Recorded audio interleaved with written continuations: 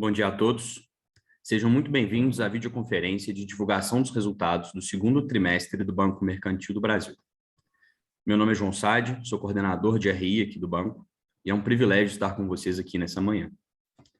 Como de costume, nas nossas apresentações, nós temos aqui conosco hoje Gustavo Araújo, CEO do Banco Mercantil, e Paulino Rodrigues, nosso diretor financeiro de estratégia, operações e relações com investidores.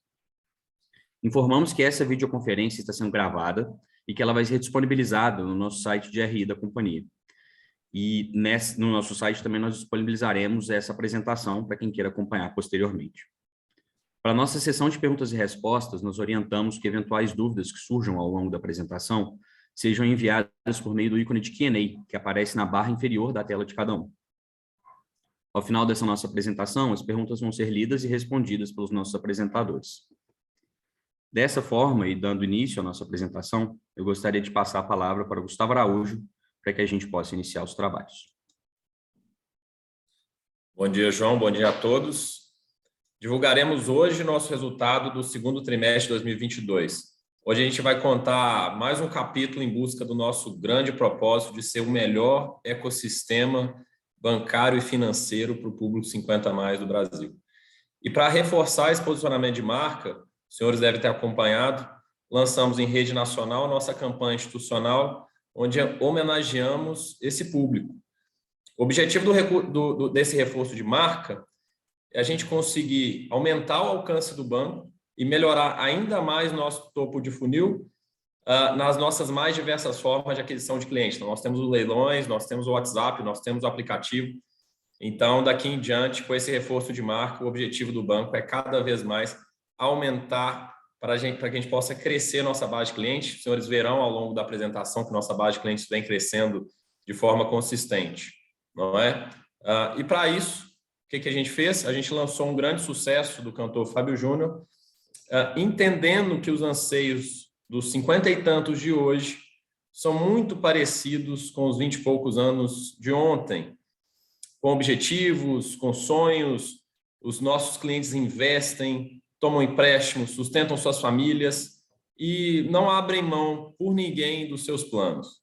Então, o objetivo buscado com essa campanha foi justamente evidenciar essa fase de vida dessa população. Se a gente já falou aqui dessa parte um pouco mais qualitativa e caracterização desse perfil, que a gente também possa mostrar em números o que a gente está falando no nosso mercado endereçável do público 50+.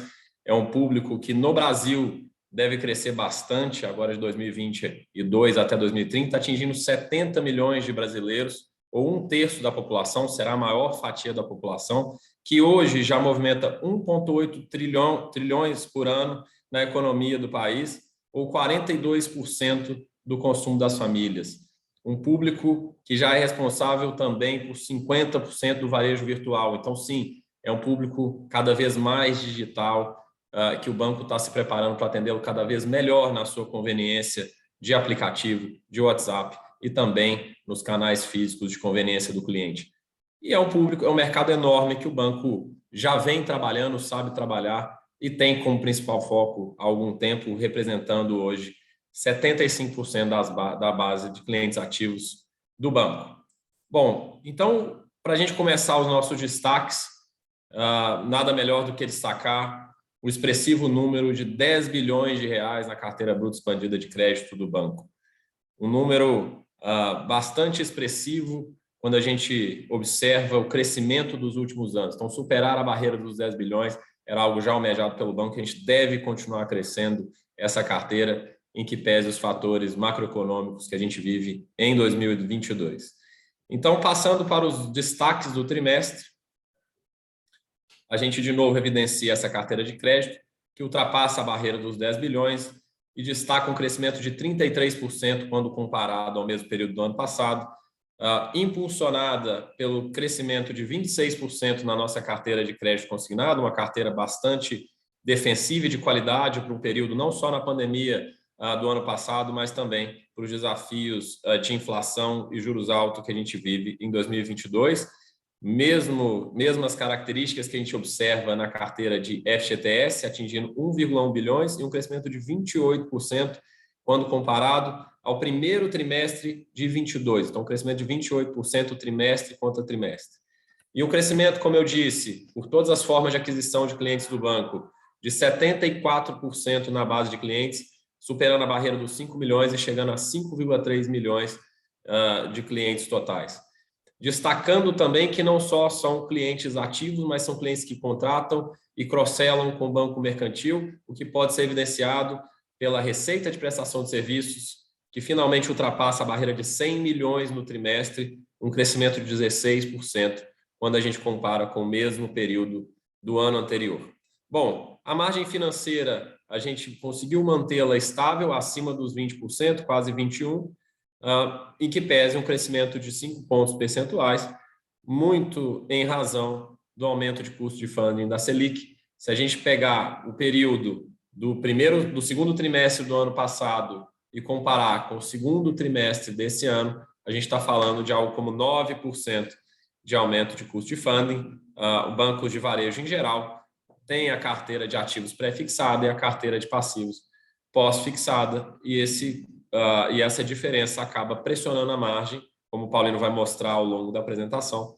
Porém, com as estratégias de hedge e melhoria de mix, o banco ainda consegue uma margem confortável, somado a ganhos de eficiência e alavancagem, a gente consegue manter um ROE acima dos 15%, 15,8% para ser mais preciso, e um lucro líquido bastante estável, mesmo com todas essas adversidades faladas, na casa de 48 milhões, um decréscimo de 3% apenas, quando comparado ao mesmo trimestre do exercício anterior. Então, a gente vai entrar em cada um desses números, na carteira de crédito, no fundo, vamos mostrar os indicadores econômicos financeiros com o Paulino Rodrigues ao longo da apresentação. Paulino, bom dia, a palavra está com você. Bom dia, Gustavo, muito obrigado. Bom dia a todos que nos acompanham. Vamos passar, então, como de hábito, a um detalhamento maior do desempenho operacional e financeiro do Mercantil do Brasil no segundo trimestre de 2022. Começando pela carteira de crédito, que é o principal motor de geração de resultado do banco. A carteira, como comentado pelo Gustavo, atingiu um número histórico de 10 bilhões de reais ao final de junho deste ano. E esse crescimento, um crescimento de 33% em relação ao mesmo trimestre do ano passado, e como determina a estratégia que vimos perseguir no banco, a carteira está bastante concentrada em crédito pulverizado, massificado em pessoas físicas e em operações de menor risco. Se os senhores analisarem o mix da carteira, observarão que empréstimos consignados, que atingiram 5,8 bilhões de reais ao final do trimestre, representam 58% da carteira. O produto que foi lançado no último trimestre do ano passado, que foi a antecipação do saque aniversário da FGTS, superou a marca do 1 bilhão e representa já 11% do portfólio. Quando nós somamos essas duas linhas, que em última análise possuem uma garantia, é um risco soberano, né, uma garantia do governo federal, nós estamos falando de 69% do portfólio de crédito. Ou seja, podemos dizer que 70% praticamente do portfólio de crédito está em operações de menor risco. Então, esse é um ponto importante, não é apenas um crescimento, e esse crescimento ele é representativo, e a gente já falará na sequência da dinâmica de originação do banco, mas é um crescimento calcado principalmente em linhas de menor risco. À guisa de comparação, se nós voltarmos ao final de 2019, o consignado representava 37% do portfólio do banco. Então, a gente está caminhando para dobrar a participação do mix em linhas de menor risco, provavelmente já no próximo trimestre. De outro lado, outras linhas, como é o caso das linhas de pessoa jurídica, que representavam lá no final de 2019 25% da carteira, encerraram esse último trimestre representando 9% da carteira, inclusive com uma redução do saldo nominal. Esse crescimento, naturalmente, que nos permite, num momento de macroeconomia bastante pressionada, por assim dizer, manter ou até mesmo reduzir a nossa inadimplência, como pode ser observado no gráfico do lado direito, na parte superior. Nós reduzimos 40 bips a inadimplência nesse último trimestre, atingindo 13,5% da carteira, no over 90, voltando basicamente ao patamar do mesmo trimestre do ano anterior, após algumas flutuações na margem ocorridas nos últimos 2 trimestres, o que é uma notícia bastante positiva e vem a reiterar o que eu acabei de comentar a respeito do mix da carteira de crédito. Na parte inferior direita, podemos ver também o percentual da carteira em AA até C, que também subiu 80 bips, atingindo 92,8% da carteira, dando sequência a um crescimento que vem ocorrendo na margem, mas de forma paulatina e reiterada ao longo dos últimos trimestres. Então, no que diz respeito à composição da carteira, basicamente é isso, a mensagem principal sendo a continuidade da perseguição da estratégia do banco de crescer no nosso mercado foco, como apresentado pelo Gustavo anteriormente, que é o 50+, principalmente classes B, C, D, ou C, D e E também, de maneira sustentável, e a carteira tem mostrado essa resiliência mesmo num cenário macroeconômico bastante complicado que estamos atravessando nesse ano de 2022. Falando um pouco mais sobre a dinâmica de originação da carteira do banco, nós tivemos uma redução no ritmo de originação, e aqui eu gostaria de gastar um minutinho para observar que, sendo o consignado a principal carteira do banco, naturalmente que a nossa originação ela possui uma dinâmica muito associada ao mercado de consignado INSS, né, que é o nosso mercado de consignado, onde atuamos, do sistema financeiro como um todo, né, do mercado como um todo. E isso tem se observado, claro que nós temos que considerar também o nosso crescimento da base de clientes, que também já foi apresentado pelo Gustavo. A originação ela diminuiu ao longo dos 2 últimos trimestres em relação ao segundo e terceiro trimestres do ano passado, e isso está altamente correlacionado com a dinâmica de originação do sistema financeiro como um todo. Se não vejamos, o pico de originação nesses últimos 2 anos se deu em abril de 2021, quando houve o aumento do limite de consignação. Foi um mês onde o sistema originou quase 9,4 bi de reais. E como vocês podem observar, o terceiro TRI de 2021 foi o nosso pico também nos períodos recentes, atingindo 4,1 bi naquele trimestre. Depois essa dinâmica veio arrefecendo, o que acabou acontecendo com a gente também, e o mercado, em janeiro desse ano, atingiu o ponto mais baixo da série divulgada pelo Banco Central em meses recentes, atingindo 2,6 bi de originação. Essa originação começou a ter uma retomada, que aparece já no nosso segundo TRI, atingindo 2,7. Tivemos recentemente algumas mudanças regulatórias que já estão propiciando uma retomada no sistema como um todo e, da mesma forma, no mercantil, da originação de crédito consignado como um todo, em particular INSS.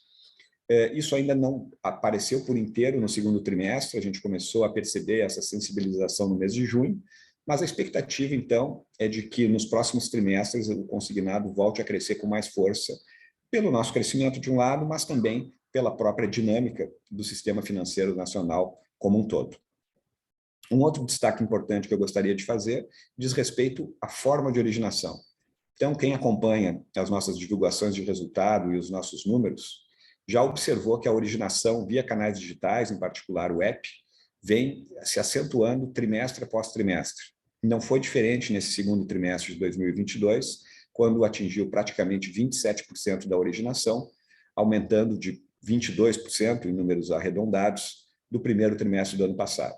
Então, estamos falando de um crescimento expressivo para um trimestre, o que reforça a oportunidade dos investimentos em tecnologia que o banco tem feito e que lhe permitem, e a gente fala um pouco mais também da parte de eficiência operacional mais para frente, um ganho de eficiência em relação a si mesmo, né? O que ajuda a recompor nesse período a gente vai falar também sobre NIM mais adiante, ajuda a recompor as margens no banco num período de margens mais pressionadas pelo aumento das taxas básicas, das taxas de juros em geral.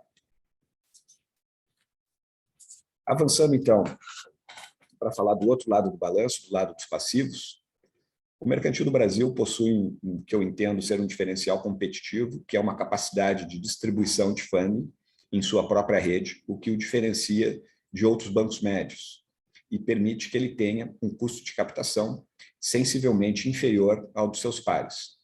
Esse custo atingiu, no segundo trimestre desse ano, 87% do DI, uma redução na margem, mas uma redução importante para a manutenção ou mesmo recomposição da nossa NIM.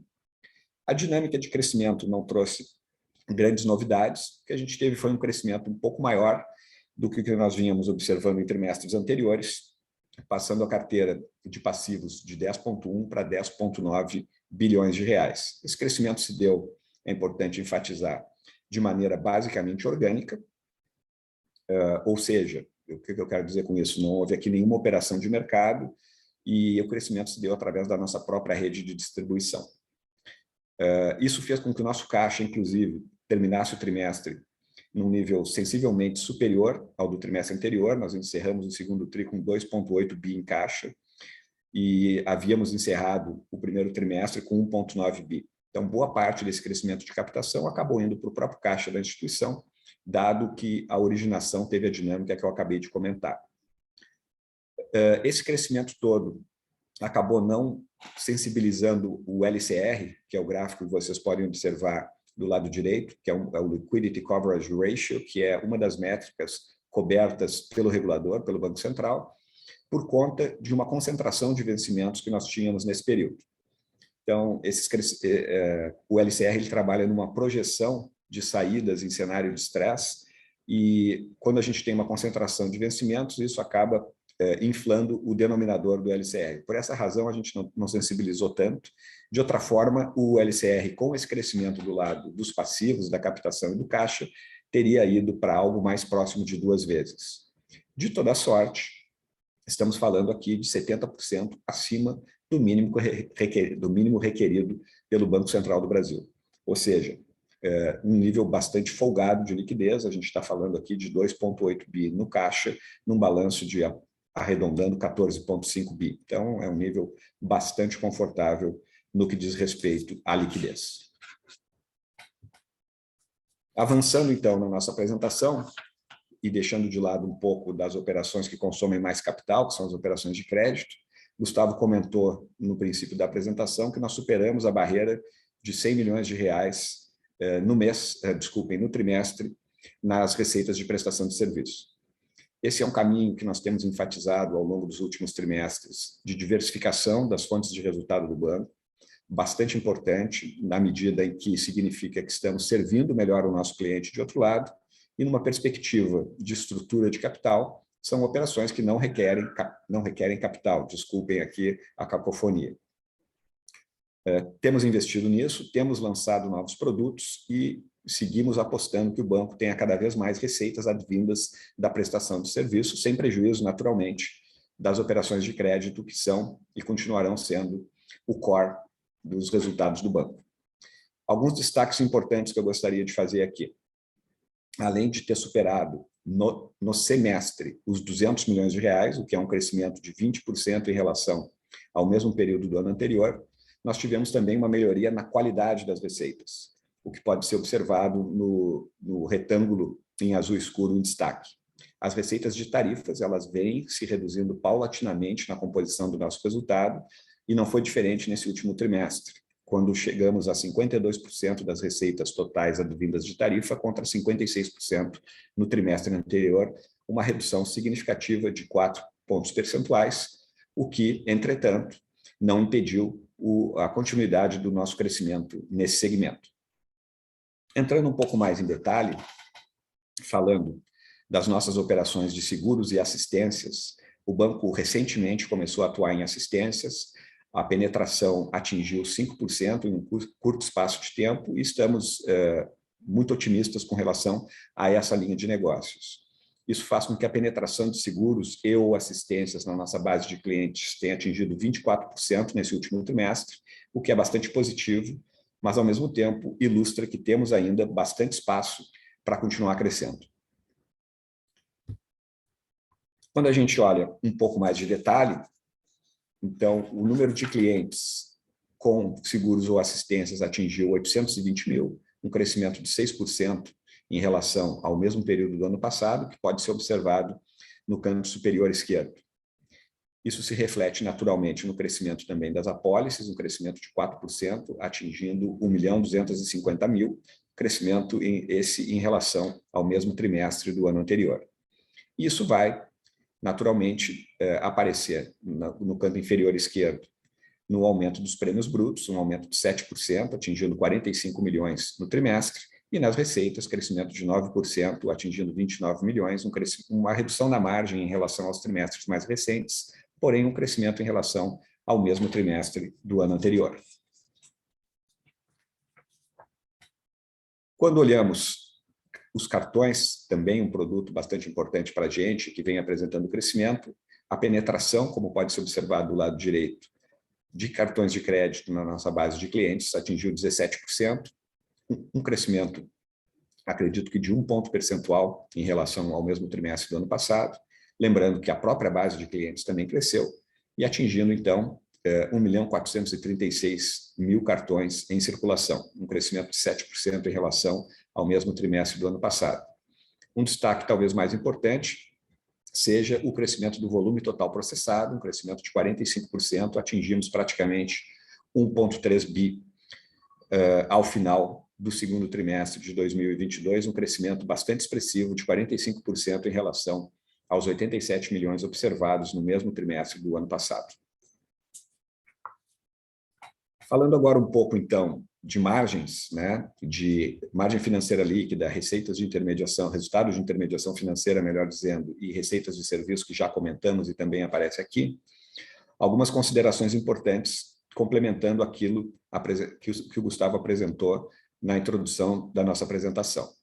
A nossa margem financeira líquida, ou NIM, para usar a sigla em inglês bastante adotada aqui no mercado, Net Interest Margin, atingiu 20,7% nesse segundo trimestre de 2022, basicamente seguindo aquilo que nós já havíamos projetado para o ano. Então, um ano, repetindo pela importância, marcado por um crescimento acentuado da nossa taxa básica de juros.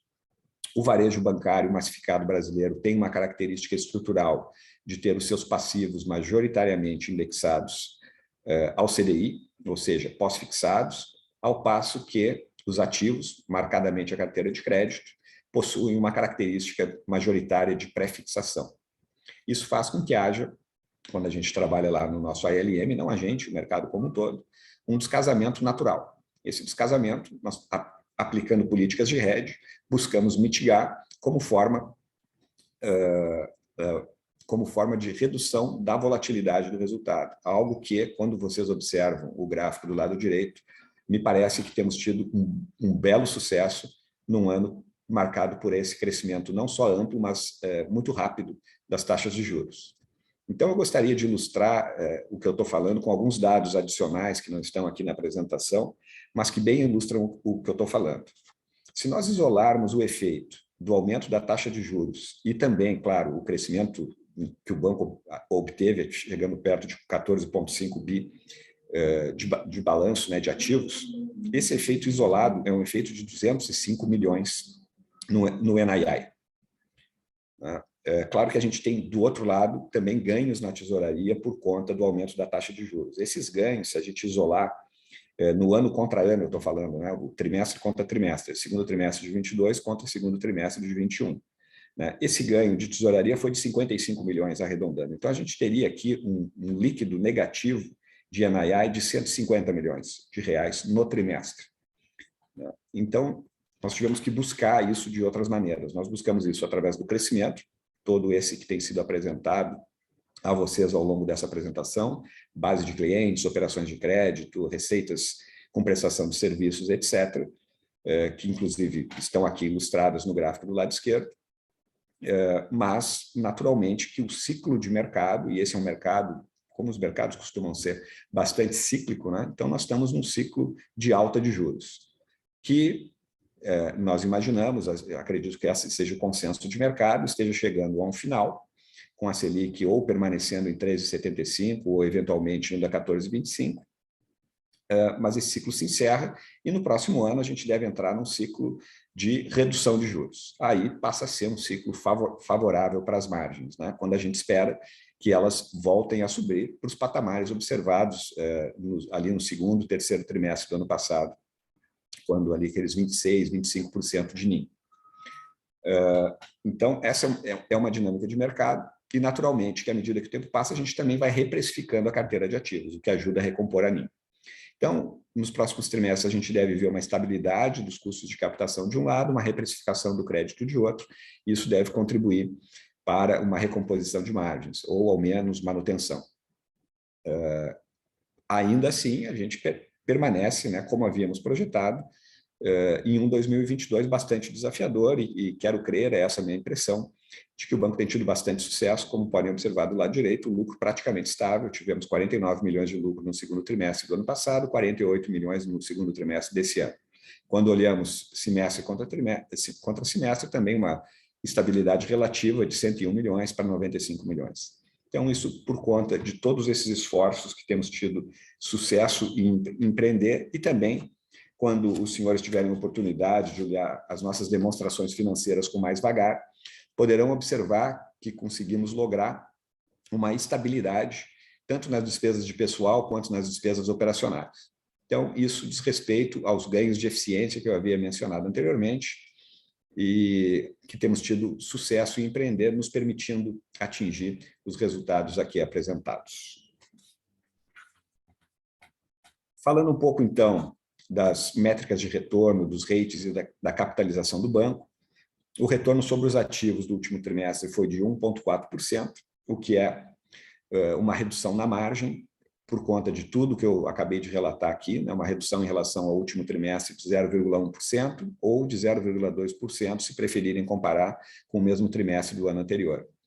O banco apresentou uma alavancagem de 11,3 vezes, em linha com o que vem apresentando ao longo dos últimos trimestres, e, de novo, uma alavancagem bastante sadia dentro dos parâmetros de banco de varejo massificado no Brasil, nos levando a um ROI de 15,8%.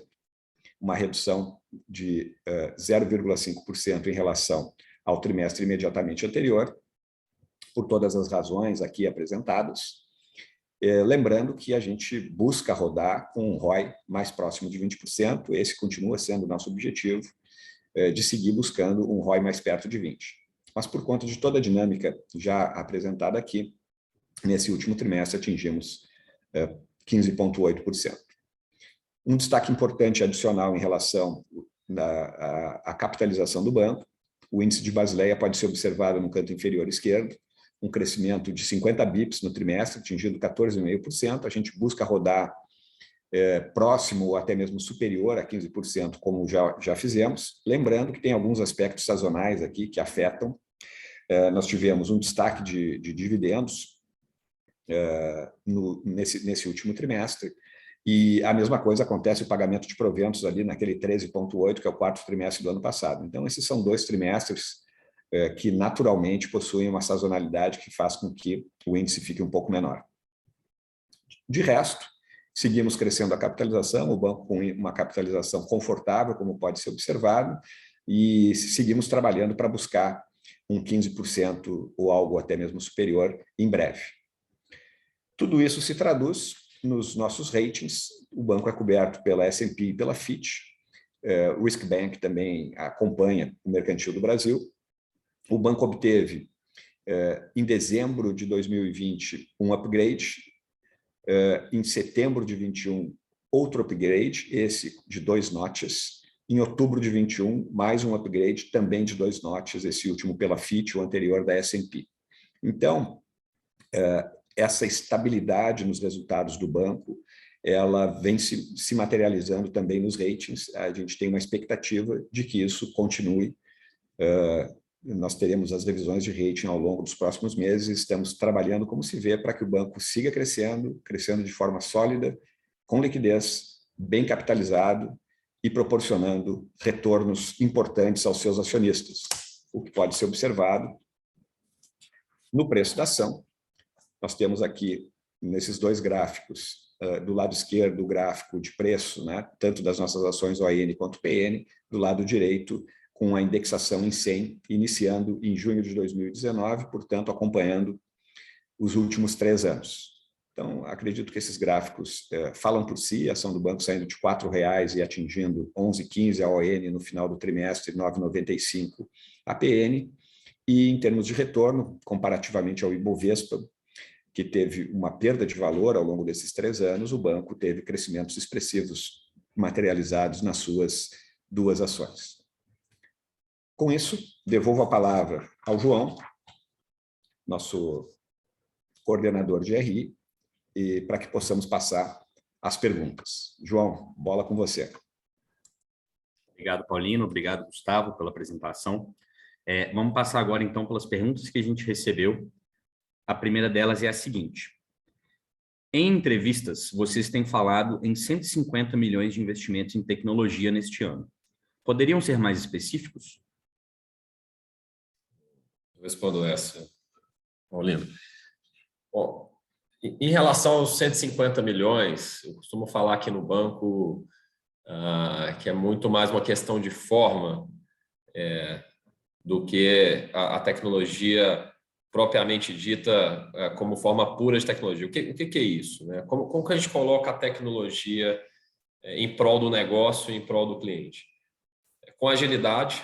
Então, a gente tem aqui, que eu posso falar para vocês, diversos projetos que a gente tenta entregar, os projetos estratégicos, em 45 dias, e com muito teste de hipótese para a gente ver se aquele projeto de tecnologia se transformou em uma melhoria de negócio ou uma melhoria para o cliente. Então, são diversas soluções, não tem bala de prata, a gente tem uma estratégia muito bem definida, e essa estratégia passa por canais, produtos, soluções, para que o cliente tenha a sua melhor experiência, tanto de onboarding, quanto de contratação, tanto de engajamento. Então, vamos dar um exemplo. Vamos falar aqui de diversos locais que o banco vem colocando e alocando esses 150 milhões. O grande destaque é o WhatsApp. Entendendo a parte antropológica do público 50+, a gente percebe que ele é bastante digitalizado. A gente mostrou no início da apresentação a representatividade, por exemplo, no varejo digital, mas ele tem preferência por WhatsApp vis-à-vis o aplicativo, por exemplo. Então, um cliente com vários aplicativos de vários bancos, com várias senhas, ele prefere uma jornada mais simples no WhatsApp. Então, a gente investiu bastante no canal de WhatsApp, e para a gente dar um exemplo, a gente saiu de 11 mil atendimentos no WhatsApp no mesmo período anterior por mês, para agora mais de 1 milhão de atendimentos no WhatsApp. Então, o cliente que prefere ter a comodidade de ser atendido em casa, ele prefere ter as soluções ou várias das soluções do banco sendo concluídas sem quebra de jornada, o que é bastante importante. Então, autenticação, autorização, homologação por WhatsApp. Na perspectiva de atração de novos clientes, a gente destaca que já fizemos mais de 230 milhões de empréstimos para novos clientes via WhatsApp. O que isso significa?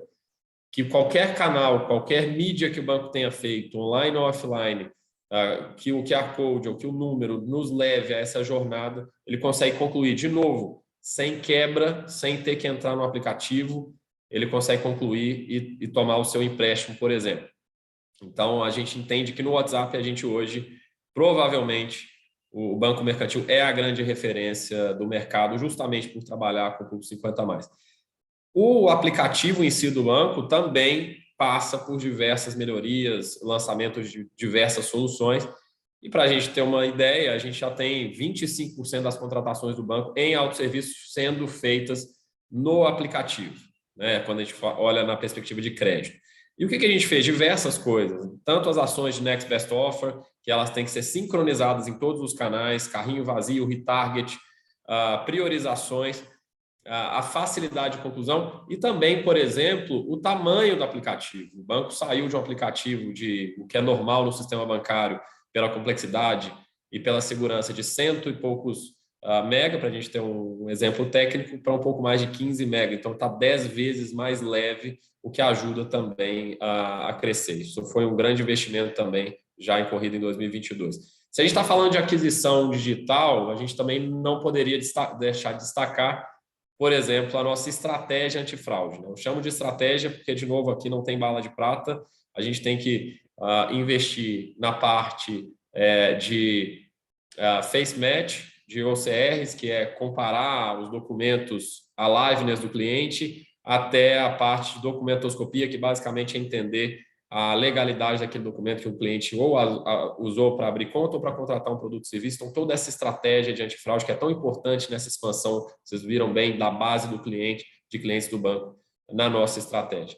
E aí a gente desce para novos produtos, produtos de crédito, soluções de crédito, até o grande orquestrador disso tudo, o investimento relevante em CRM, em que a gente consegue ter uma predição do melhor momento para ofertar os produtos do banco, que a gente chama de Next Best Offer, um grande orquestrador em todos os canais para que o cliente tenha uma jornada fluida, se ele vai numa loja física, se ele entra no próprio WhatsApp, no aplicativo, que ele tenha os mesmos produtos sendo oferecidos com a mesma lógica e de forma combinada. Então, se um cliente contrata um ou dois serviços, ele tem descontos progressivos à medida que ele vai engajando no banco, o que explica o nosso cross-sell index acima de 3,2 produtos por cliente numa base crescente. Então, a gente cresce base, cresce cross-sell, ou seja, tecnologia em prol do cliente, tecnologia em prol do negócio.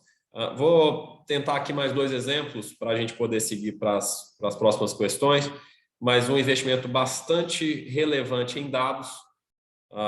Um exemplo disso é para tomada de decisão de crédito em tempo real ou online, e desacoplamento e migração desses dados nas partes mais relevantes do banco para a cloud. Além disso, um desacoplamento de core bancário nas nossas principais linhas de negócio. Então, para concluir, como comecei, a forma que a gente coloca esse investimento, que a gente mede, que a gente testa hipótese e vê se a tecnologia está, de fato, se transformando em negócio, explica esse investimento de 150 milhões, cujo resultado final a gente consegue ver na maior parte das linhas de negócios, prestação de serviço e crescimento de crédito, conforme apresentado pelo Paulino. João. Excelente, Gustavo. Muito obrigado pela resposta. A próxima pergunta tem a ver com a nossa campanha. O Mercantil não costuma apresentar investimentos maiores em marketing e mídia. Essa campanha marca uma mudança dessa estratégia? Quais os resultados esperados? Ô, João, na mesma linha aqui da tecnologia, se a gente tem uma jornada cada vez melhor, se a gente tem uma solução que a gente acredita que vai facilitar a vida do nosso público 50+, a gente precisa ser cada vez melhor na forma de atrair esse cliente. Então, o banco já há algum tempo saiu da sua atuação geográfica local para nacional, que não é novidade para ninguém. É uma tendência de mercado que foi possível através do digital, vamos chamar assim. Então, o banco sai da sua principal forma de atração de clientes local, do gerente bancário, dos leilões do INSS, para uma estratégia focada em marketing performance, SEO, aumento de topo de funil, conversão e, assim, redução de CAC. Isso a gente consegue mostrar no crescimento de base de clientes, bastante sólida, de 75%, e também naquele número que a gente divulgou no trimestre passado, de sermos já o 5º maior banco no INSS do Brasil, em que pese a gente tem aí quase 20 vezes menos lojas do que um dos 5 grandes maiores bancos do Brasil. Então, a gente já está em ordens de grandeza se comparando aos grandes bancos do Brasil. O Brasil tem sua concentração e sua competitividade, mas a parte de atração digital, é claro, que ajuda, então, não só o mercantil, mas o mercado digital como um todo. E como a gente percebe que praticamente nenhum banco ou varejo, nenhuma empresa tem ainda tomado posse da comunicação com o público 50+. Então, o que a gente observa é o 50+ ser um segmento de negócio, ele pode ser um cluster, pode ter um produto específico, mas uma empresa que se coloca à disposição desse público, a gente ainda não viu com a intensidade que o banco pretende fazer daqui em diante e cada vez mais. Então, quando a gente diz e homenageia o público 50+, diz que ele tem sim uma empresa toda pensada para atendê-lo, a gente pretende, nas próximas ações, né, essa foi uma ação, obviamente, de reforço de marca, de reforço de branding, a gente pretende que as próximas ações com call to action a gente consiga aumentar a topo de funil, aumentar a conversão digital, meio de funil, final de funil, aumentar o engajamento, por que não também aumentar a procura espontânea pelo banco? Falar, peraí, eu sou 50+, eu queria abrir uma conta no banco, lembrei aqui do mercantil, vou ver o que eles têm para mim e aí se surpreender com as nossas soluções. E tudo isso, no final das contas, nessa jornada de aquisição e engajamento, tende e irá cada vez mais reduzir o nosso CAC ou custo de aquisição, permitindo que a gente consiga crescer mais com mais eficiência também. Então, acho que o contexto é esse. Excelente, Gustavo. Mais uma vez, muito obrigado. A próxima pergunta tem um cunho mais financeiro. 2022 tem sido um ano de reduções, de NIM, ROA, ROI, etc. O que podemos esperar nos próximos trimestres? Acho que essa me cabe. Bem, eu acredito que eu comentei bastante a dinâmica de todas essas métricas citadas na questão ao longo da apresentação. Mas a pergunta é muito oportuna, porque tem um aspecto que eu acabei esquecendo de comentar, que diz respeito, eu falei do caixa, né? A gente fechou o trimestre com caixa de 2,8 bi. O que eu acabei não comentando é que quando a gente olha numa perspectiva dos ativos geradores de resultado, né, os Interest Earning Assets, na expressão em inglês, que são ou liquidez, que está na tesouraria, ou a carteira de crédito, a liquidez atingiu, em termos de participação nesse share, 19% do total de Interest Earning Assets. No mesmo trimestre do ano anterior, esse percentual era 9%. Então, o que ocorreu, por uma série de aspectos que eu relatei ao longo da apresentação, foi um empossamento maior de caixa do banco. E, entretanto, o caixa, né, se a gente pensar em termos de margem financeira, o NIM, né, a NIM, da liquidez é algo como 2, 3% ao ano, ao passo que a do crédito é superior a 20%, né, 23, 24% ao ano. Então, quando eu tenho uma participação maior da liquidez em relação ao crédito, a NIM como um todo acaba sendo sensibilizada. E isso aconteceu nesse último trimestre. Não fosse isso, nós muito provavelmente teríamos observado uma NIM constante, né? Então, esse é um comentário técnico, talvez não tenha sido muito o mote da questão, mas eu achei importante destacar, porque foi significativo na determinação da nossa NIM nesse segundo trimestre de 2022. Com relação às perspectivas,